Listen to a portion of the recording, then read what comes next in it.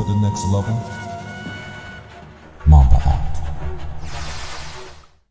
Bonjour à tous et bienvenue à Hall of Shame.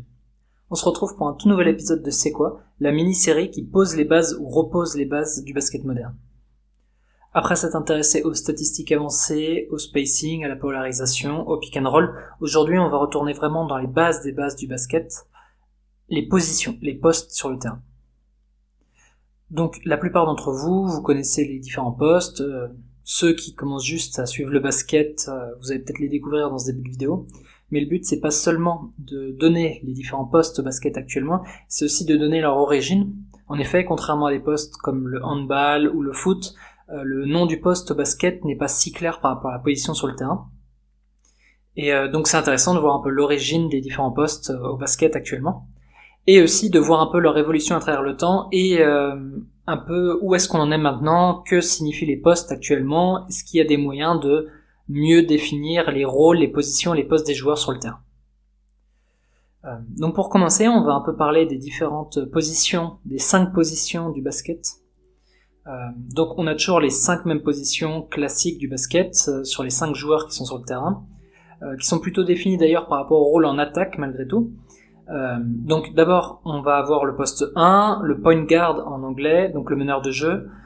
Généralement c'est traditionnellement le joueur le plus petit sur le terrain, ça va être celui qui va remonter le ballon en dribblant, qui va organiser le jeu. Traditionnellement il n'a pas forcément un rôle de scoreur, il va d'abord être là pour passer le ballon, pour mettre ses coéquipiers en rythme et se débrouiller pour que tout le monde touche le ballon et être un peu la suite de l'entraîneur sur le terrain, son porte-parole. À ses côtés, on va retrouver le poste 2, le shooting guard, en français traduit par l'arrière, donc c'est le deuxième joueur le plus petit sur le terrain, un peu plus grand que le meneur, donc il va le seconder un peu à la création, des fois remonter de ballon s'il y a de la pression mise par la défense tout terrain. Il crée un peu pour les autres, mais aussi et surtout pour lui, il a surtout un rôle de scoreur, il a un peu le pendant au meneur.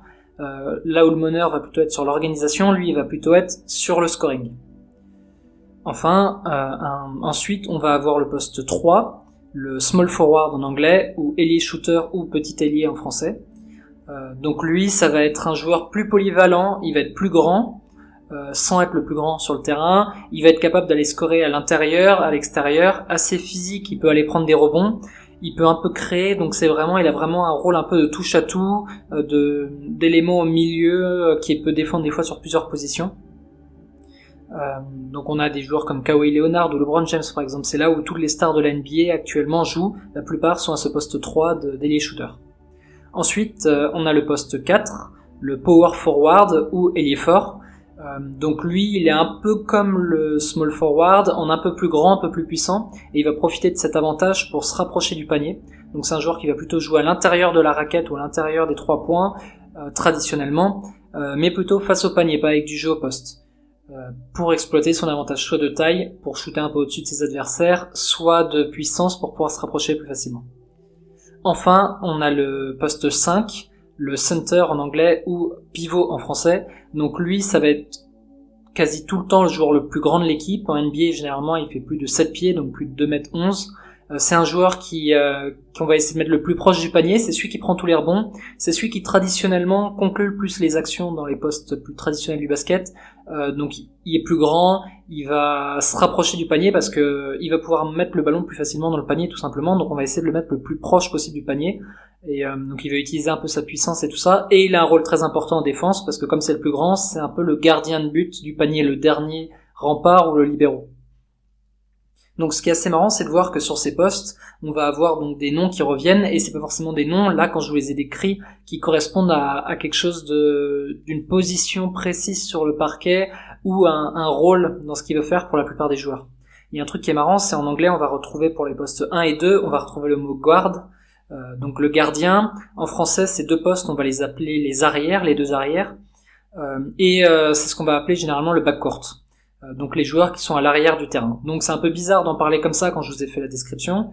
Et de la même façon, on va avoir donc les 2 ailiers, là le nom peut un peu plus coller à quelque chose actuellement. Les 2 forwards en anglais qui veut aussi dire ailier. Mais malgré tout, on a le poste 4, le power forward, qui va pas être totalement un ailier en fait, il va être quand même un peu dans la raquette traditionnellement. Et enfin on a le pivot, donc le pivot center, lui il a un nom un peu plus logiques, mais les autres, on voit qu'il y a des noms un peu plus atypiques. Et en plus, on a donc le forward, small forward, power forward et le center qui vont former en opposition au backcourt, ils vont former le front court, donc l'avant du terrain.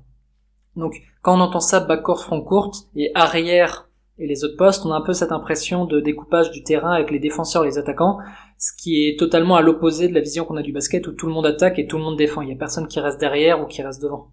Et en fait, ces dénominations, elles prennent leurs origines vraiment l'origine au tout début du basketball, quand James Naismith crée ce sport et qu'au début, il interdit de se déplacer avec le ballon en main. Donc le dribble n'existe pas encore et pour pouvoir progresser vers le panier en face, il faut donc faire des passes, on ne peut pas avancer tout seul. Donc on va avoir un découpage du terrain qui va se faire sur tout le parquet et non pas juste sur sa moitié de terrain, avec des joueurs qui vont tout quadriller. Donc on va avoir les défenseurs, les guards, on va en mettre 2 qui vont être proches de notre panier, qui vont être là pour bloquer les tirs. Donc c'est pour ça qu'on retrouve ces 2 gardes, ces 2 arrières, c'est les 2 joueurs qui sont là pour défendre. Et lorsqu'ils défendent, lorsqu'ils récupèrent le ballon, soit sur un panier marqué, soit sur un rebond ou quoi, ils ne peuvent pas traverser tout le terrain, donc ils restent quand même malgré tout en retrait, et ils vont faire la passe à un joueur qui va se placer à peu près au centre du jeu, dans le rond central, ça va être le center ou le pivot. Donc voilà, vous voyez le center, le centre qui va être au centre du terrain, et pivot, parce qu'en fait il va avoir ce rôle de recevoir le ballon, de pivoter pour faire des passes, pour envoyer les attaques. Il a un peu ce rôle en fait de meneur de jeu à l'époque, si on prend le sens étymologique un peu de meneur de jeu, de créateur. Donc généralement c'est le plus grand parce qu'il peut recevoir plus facilement les ballons, il est un peu plus lent mais il va donc distribuer la balle comme ça, et il va distribuer à 2 autres joueurs qui sont les forwards ou les ailiers. Donc c'est des joueurs qui vont à la fois attaquer mais surtout donc défendre mais surtout attaquer, qui vont traverser tout le terrain en passant par les ailes, d'où le nom d'ailier ou forward. Et donc c'est eux qui vont recevoir les passes du center pour pouvoir marquer ensuite, pour pouvoir attaquer leurs adversaires et finir proche du cercle en face. Donc voilà, donc quand on voit un peu tous ces noms, quand on connaît l'origine, ils sont beaucoup plus logiques de parler d'arrière, de guards, de forwards avec des ailiers et d'un pivot, un center. Et c'est quelque chose qui va rester malgré l'apparition en fait du dribble, qui va permettre aux équipes de pouvoir à la fois défendre et attaquer à 5. Donc on va avoir donc plutôt tous les joueurs vont remonter, on va se retrouver avec le dribble à avoir un joueur qui va remonter le ballon et qui va permettre à tous ses coéquipiers de le suivre, il n'y a plus besoin de faire de passes. On va se retrouver donc avec nos 2 guards, nos 2 forwards et notre center qui vont être à la fois des attaquants et des défenseurs. Donc la notion de backcourt, arrière du terrain, n'a plus vraiment de logique parce que les défenseurs vont venir en attaque. Et on va avoir un début de spécialisation des rôles, même au sein des guards, des forwards. On va avoir donc dans les 2 guards, on va d'abord en avoir un qui va être celui qui va monter le ballon en dribblant, le guard qui va organiser, qui va prendre la dénomination de point guard, tandis que son coéquipier, lui, va pas remonter le ballon, va pas se charger de faire des passes, mais plutôt de scorer. On a vraiment cette spécialisation. Donc ça va être 2 joueurs plutôt petits parce qu'il faut qu'ils soient capables de dribbler assez efficacement sans perdre le ballon et remonter le ballon et remonter le terrain. Donc on va avoir le shooting guard et le point guard qui vont se retrouver dans cette situation. De la même façon, on va avoir une séparation sur les ailiers qui va se faire. On va avoir l'ailier un peu plus petit des 2 qui va plus shooter de loin, plus profiter donc de son centre de gravité bas pour partir loin, et donc il va reprendre ce nom de petit ailier ou ailier shooter, tandis que l'autre ailier va plutôt profiter de son avantage physique, de puissance ou de taille pour pouvoir s'approcher du cercle. Donc là aussi il y a une spécialisation due au physique, encore plus que sur les autres postes. Et enfin, le center qui était déjà le plus grand, plus ça va aller, plus on va l'approcher du cercle pour qu'il mette des paniers faciles et qu'il prenne les rebonds. Donc voilà, on a la création de nos 5 postes qu'on retrouve actuellement maintenant, qui s'est faite donc petit à petit avec l'apparition du dribble. En Europe, on va accentuer un peu cette notion-là du power forward qui va rentrer en fait dans la raquette, parce que comme je l'ai dit, il profite de sa taille et il va se rapprocher du cercle. On n'a plus donc vraiment 2 ailiers, mais 2 joueurs dans la raquette. Et cette notion, donc elle va apparaître aux États-Unis bien sûr, mais encore plus en Europe, elle va être beaucoup plus forte et elle va vraiment imprégner la culture, la formation de basket européenne à ce moment-là, où on va plus parler de 2 arrières, 2 ailiers et un pivot. On va parler de un meneur, 2 extérieurs et 2 intérieurs. Les 2 intérieurs étant le power forward et le center. Et donc on a totalement ces postes qui vont changer en fait. on va vraiment s'accentuer de cette idée de plus on se rapproche du cercle, plus on peut mettre des paniers faciles, donc il faut 2 joueurs grands proches du cercle. Cette dénomination, elle va même durer pendant très longtemps. Par exemple, Vincent Collet, lorsque la France elle est championne d'Europe en 2013, il crée totalement son équipe sur ce principe-là. Il ne réfléchit pas en termes de poste 1, 2, 3, 4, 5, mais d'un meneur, de 2 extérieurs et de 2 intérieurs. On a donc Gelabal et Batum qui sont des postes, ils n'ont pas de dénomination de poste 2 ou 3 en fait dans cette équipe. Sauf que ces dernières années, avec cette notion de spacing, on a de nouveau retiré le power forward de la raquette. On l'a vraiment mis au final à l'aile, vraiment sur les côtés, et on retrouve un peu l'idée originelle d'avoir 2 arrières, 2 ailiers, un pivot, donc un seul intérieur finalement, et 4 extérieurs qui reprennent vraiment plus les dénominations du poste d'origine. Donc ça a été un peu l'évolution à travers le temps. On a bien vu du coup que tous ces postes-là, en fait, ils s'étaient donc basés au début sur quelque chose dû au fait qu'il n'y avait pas de dribble, mais dès que le dribble est apparu, il y avait vraiment une spécialisation qui était due au gabarit. Le meneur est le plus petit parce qu'il doit mieux protéger son ballon quand il dribble, avoir un centre de gravité plus bas. Le pivot est le plus grand et il doit être plus puissant pour se rapprocher au maximum du cercle. Entre les 2 ailiers, pareil, on a cette différence de taille. Donc toute la formation va se baser là-dessus. Et pendant très longtemps, la formation, que ce soit en Europe, aux États-Unis ou un peu partout, bah vraiment, on a ce classique de les grands, vous allez d'un côté du terrain, les petits de l'autre côté, et on fait des exercices séparés. Donc on va avoir toute cette formation qui va durer pendant longtemps, qui va pas mal changer avec notamment l'arrivée de la fin des défenses interdites au début du XXIe siècle, qui va changer la formation américaine. On a ce changement qui va apparaître un peu avant en Europe, quand on va vraiment voir qu'il est important de savoir shooter pour casser des zones. Et petit à petit, les joueurs vont s'entraîner à beaucoup plus de choses.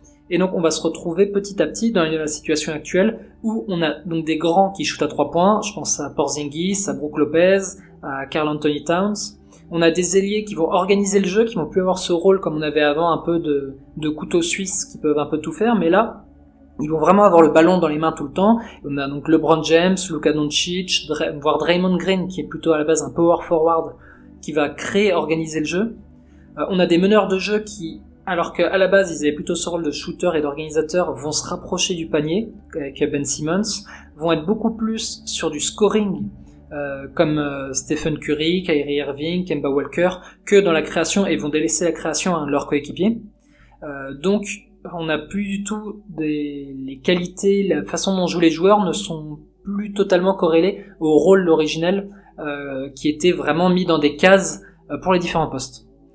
Et donc petit à petit, on a des joueurs de plus en plus polyvalents, et cette notion de poste qu'on a là, elle est beaucoup moins claire, parce que en plus au basket, quand vous êtes en attaque, vous êtes toujours en mouvement, donc on n'a pas cette notion de poste qu'on peut avoir au hand, au rugby, où on a vraiment un rôle qui est attribué à un poste. Et donc actuellement, il y a donc un peu ce besoin de redéfinir depuis 5-10 ans les postes par rapport au fait que les joueurs ne vont plus être conditionnés à un style de jeu par rapport à leur taille ou à leur gabarit, mais par rapport à vraiment à leurs points forts, à leurs points faibles. Et ça a totalement évolué. Donc pour le faire, on a eu pas mal de personnes qui s'y sont attaquées. On a par exemple Muthu Alagapan en 2012 à la MIT Sloan Sport Conference. Donc c'est vraiment le gros événement des stats avancées sportives aux États-Unis, qui a été créé en 2006 et sur lequel un peu toutes les évolutions actuelles basées sur les stats avancées ont été prédits en quelque sorte là, ont été montrés d'abord à cet endroit-là. Et donc Muthu Alagapan, qui est un chercheur de Stanford en mathématiques et qui s'intéresse beaucoup au basket, va être un des premiers à essayer de redéfinir un peu les rôles plutôt que de parler de postes. Et il va commencer à parler donc à utiliser le big data, le machine learning, toutes ces notions un peu de statistiques, pour pouvoir définir des nouveaux postes sans mettre en jeu en fait le regard de l'humain qui a été totalement formé sur des notions de postes, et pour avoir quelque chose qui n'est pas biaisé en quelque sorte. Donc en faisant ça, en utilisant les stats avancées, il va sortir une dizaine de postes que vous pouvez voir sur l'image qui provient de son article que vous voyez ici. Donc moi j'aime bien le principe, mais j'ai un peu de mal avec les positions qu'il a pu et les rôles qu'il a pu trouver. Je trouve que certaines se mélangent un peu entre elles, où les dénominations sont pas forcément très claires. Je préfère Evan Baker, qui en 2017 a un peu repris la même chose. Lui, il est tombé plutôt sur 5 rôles différents, et je les trouve beaucoup plus intéressants en fait dans leur définition. Donc dans ces différents rôles, il va retrouver vraiment des rôles qu'on peut vraiment identifier, qui paraissent clairs et qui au final sont plus pertinents que nos postes actuellement. Donc ces 5 rôles, le premier ça va être le spécialiste à 3 points, donc on a des spécialistes à 3 points, ça va être des Eric Gordon, des Danny Green, des Bertans, donc ces joueurs-là qui vont vraiment en attaque avoir un rôle de scoreur, de shooter. Donc c'est ce qu'on appelle beaucoup le 3&D, sauf qu'on n'a pas forcément le côté défenseur. Donc il faut savoir que tous les rôles qu'il a définis sont vraiment plutôt des rôles basés sur l'attaque plutôt que sur la défense, parce que traditionnellement, en basket, on a toujours défini les postes plutôt par rapport à ce qu'on fait en attaque, et la défense en découlait. Donc il y a d'abord le spécialiste à 3 points, ensuite on a les facilitateurs, donc ça c'est un peu le meneur traditionnel d'avant, c'est Chris Paul, c'est ces joueurs-là, c'est des Ricky Rubio, mais on a de plus en plus de joueurs qui n'ont pas le physique d'un meneur de jeu, qui n'ont pas non plus le fait de remonter le ballon, qui vont faciliter le jeu autrement. Donc on va avoir des LeBron James, des James Harden, Draymond Green, des Luka Doncic, donc on voit plein de gabarits différents, c'est des postes traditionnels du poste 1 à 4 qui vont vraiment prendre ce rôle-là. En fait, c'est les joueurs qui organisent le jeu, qui créent pour leurs coéquipiers et pour eux. Donc certains, c'est des joueurs à très gros volume de tir, c'est des joueurs qui vont certains beaucoup scorer, beaucoup polariser le jeu, mais les soirs où ils ne scorent pas forcément beaucoup, ils vont quand même avoir un impact énorme par le fait de créer pour leurs coéquipiers, les mettre dans le rythme. Donc on se rapproche un peu de cette idée du meneur traditionnel. C'est un peu l'évolution de ce poste-là. Et à côté, on va avoir traditionnellement le scoreur désigné, designated scorer en anglais. Donc là, ça va être des joueurs All-Star ou multi-All-Star, généralement le joueur le plus talentueux offensivement de l'équipe en face. Un extérieur, donc on va avoir Kevin Durant, Kyrie Irving, Kawhi Leonard ou Bradley Beal, ou même des mecs comme Devin Booker aussi dans la génération plus jeune. Donc c'est vraiment ces joueurs qui vont avoir un gros volume de tirs, qui vont prendre, non pas, contrairement aux spécialistes à 3 points qu'on a vu avant, que des 3 points, mais aussi des tirs dans la raquette, qui vont créer leurs tirs. Ça c'est une grosse différence, c'est que ça va être des joueurs qui n'ont pas besoin des autres pour aller scorer, qui peuvent scorer en isolation, et c'est le rare échantillon de joueurs qui va se mettre aussi à garder le tir à mi-distance, ou le jeu au poste. Ensuite, on a les 2 catégories d'intérieurs. Il les a séparés en 2. D'abord les intérieurs mobiles. Donc ça c'est un peu ce qu'on a retrouvé depuis Dirk Nowitzki avec ses intérieurs, ses stretch forts en fait. C'est 4 fuyants, donc des Kevin Love, des Dario Saric, des Olynyk, donc des joueurs qui peuvent jouer un peu poste 3, poste 4, qui s'écartent beaucoup. Il y en a pas mal, c'est des anciens poste 3 qu'on va mettre à ce poste-là, je pense à un Jay Crowder par exemple. Donc c'est l'intérieur qui va être un peu mobile, qui va être capable de shooter de loin, mais continuer de prendre du rebond, de défendre sur d'autres pivots. C'est juste qu'il a cette carte à son arc, ce qu'on retrouve par exemple maintenant avec Brook Lopez. Et enfin on a ce qu'il a appelé l'intérieur stationnaire. Donc ça c'est vraiment le pivot traditionnel, c'est le pivot lourd, très grand, qu'on garde proche du cercle, qui est un peu le libéro toujours en défense. Donc Joel Embiid, Nikola Jokic, Rudy Gobert, DeAndre Ayton, donc tous ces pivots qui sont en difficulté quand on les éloigne du cercle, qui ont du mal à défendre loin, qui sont pas forcément très utiles loin du cercle, donc c'est plus ou moins vrai, on voit avec Jokic ou Embiid qui sont capables de shooter à 3 points, mais c'est ces pivots qui ont vraiment le rôle un peu de clé de voûte centrale de l'attaque et de la défense. Donc voilà, donc on se retrouve avec ces 5 postes et ces 5 rôles plutôt que postes en fait, ils sont assez, moi je les trouve assez pertinents. La démarche est assez intéressante de se baser sur des statistiques avancées pour les trouver.